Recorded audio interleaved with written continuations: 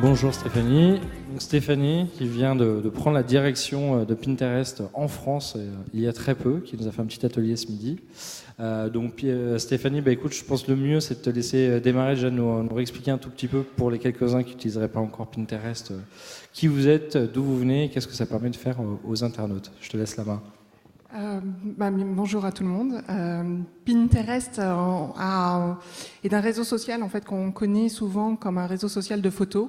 En fait, c'est pas exactement ça. C'est surtout un réseau social qui permet de découvrir des nouveaux centres d'intérêt et d'explorer ces centres d'intérêt et surtout de passer à l'action. C'est-à-dire que notre objectif, nous, est d'aider à inspirer en fait les gens dans l'exploration en fait de leur. Je sais pas utiliser le verbe. D'accord.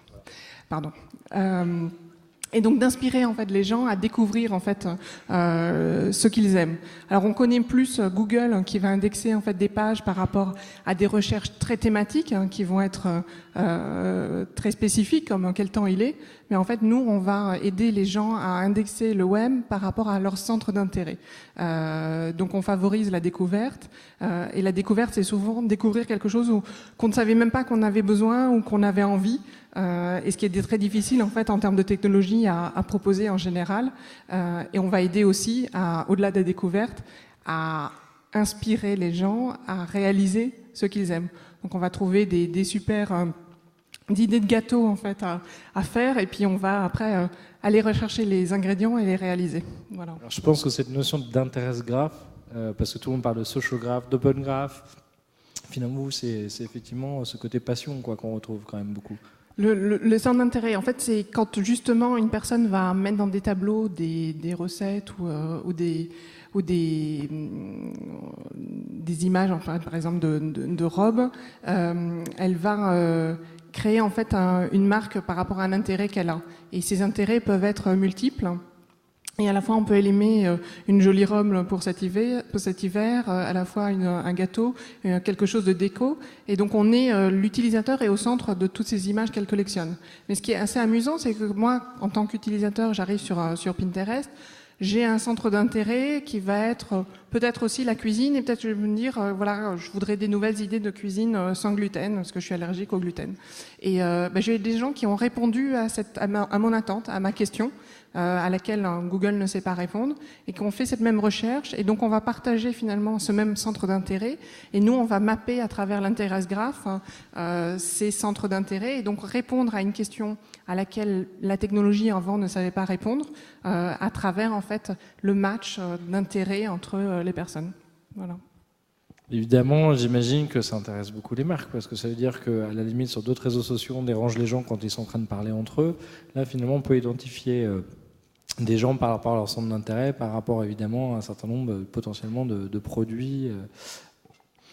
Y a plein de choses. D'abord, les marques, en fait, elles peuvent découvrir comment leur produit est perçu et quel est le centre d'intérêt par lequel leur produit est vu. Alors il y a un exemple qu'on donne toujours aux États-Unis, il faut vraiment que je trouve un exemple plus franco-français, mais c'est l'exemple de la Vaseline, qui est un produit qui est très très utilisé aux États-Unis. Et en fait, il va se retrouver à la fois dans des boards sur du sport, sur du health, sur du baby, sur du... alors peut-être pas de la mode, mais sur des centres d'intérêt complètement différents. Et en tant que marque, notamment quand on a un compte business en fait qui est gratuit sur Pinterest, on peut revoir comment son contenu ou son produit est utilisé par les utilisateurs. Donc on a un enrichissement en fait de la connaissance autour de son produit. On va pouvoir aussi créer de l'engagement entre sa marque et son consommateur par rapport à ses produits, en lui favorisant des idées d'utilisation de son produit, en le poussant en fait son univers de marque, par exemple. Et puis, bien sûr, il y a tout le côté business autour de Pinterest et des réseaux sociaux.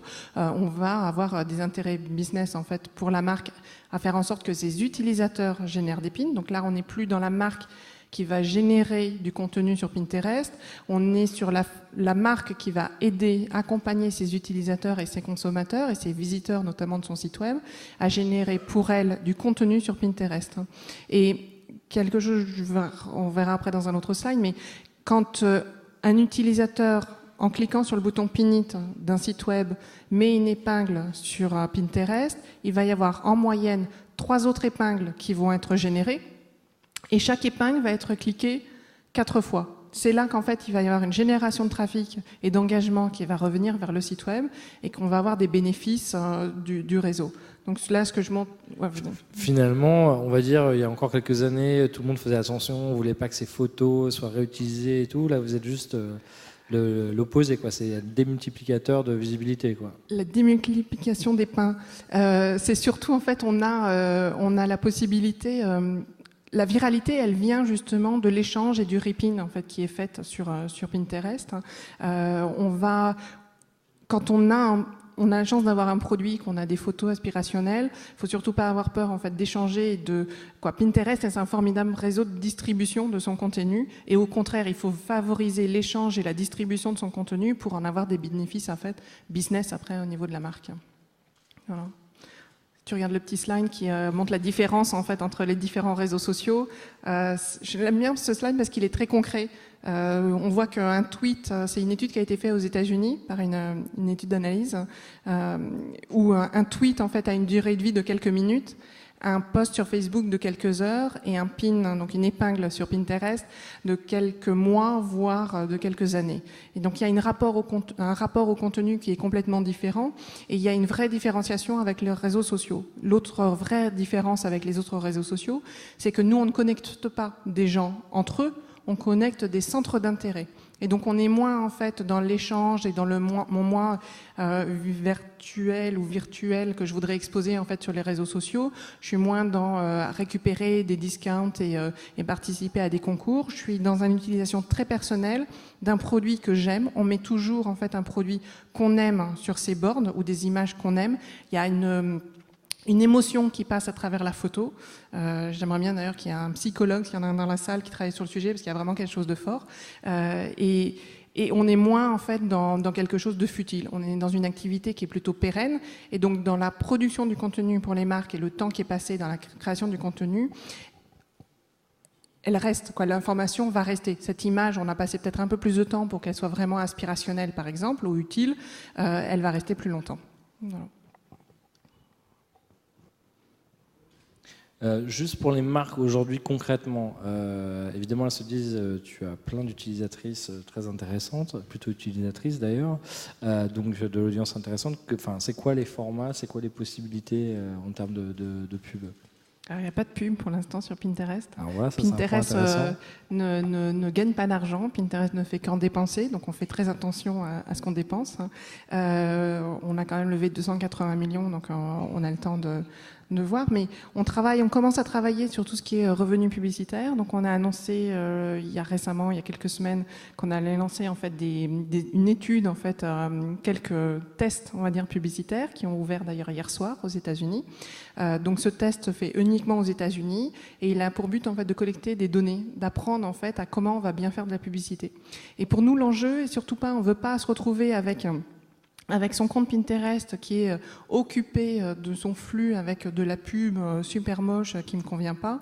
On veut absolument plutôt apporter un enrichissement de l'expérience utilisateur. Donc on veut en fait, je le disais tout à l'heure très rapidement, mais que Pinterest c'est de la découverte et c'est du passage à l'action. Et on pense en fait que dans ce passage à l'action qu'on favorise à travers Pinterest, on est capable d'améliorer ce passage à l'action, donc ce lien entre Pinterest, donc l'épingle, et la marque, donc souvent son site internet, et qu'on va pouvoir à travers ce qu'on fait en monétisation enrichir au contraire l'expérience de l'utilisateur. Voilà.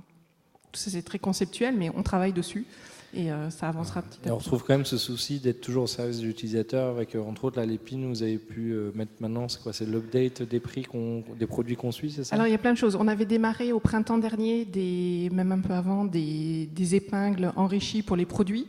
Donc un e-commerçant va mettre un bouton Pin It et du coup sur Pinterest, on va voir la photo du produit, mais aussi son prix, sa disponibilité, donc son nombre en stock. Cet été, on a annoncé qu'on améliorait cette fonctionnalité en donnant des price alerts, c'est-à-dire que le prix descend, on reçoit automatiquement un email qui vous dit attention, le prix a baissé de 20%.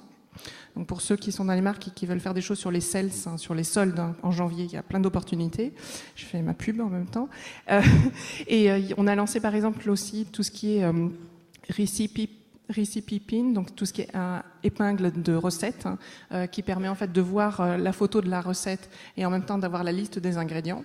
On a lancé il y a 15 jours maintenant, je crois, des épingles d'articles.